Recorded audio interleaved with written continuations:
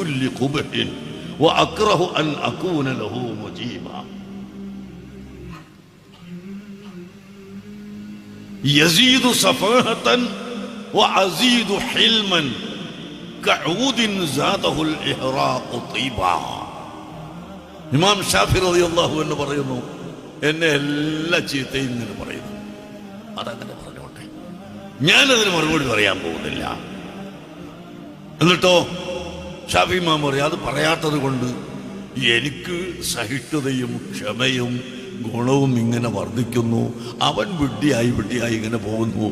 ഏതുപോലെ ഊത് തീയിലിട്ട് ആ തീ കൊണ്ട് കരിക്കുന്നോറും നല്ല നല്ല മണം ഇങ്ങനെ സുഗന്ധദ്രവ്യം വരുന്നു, അത് കരിച്ചു പോകുന്നു.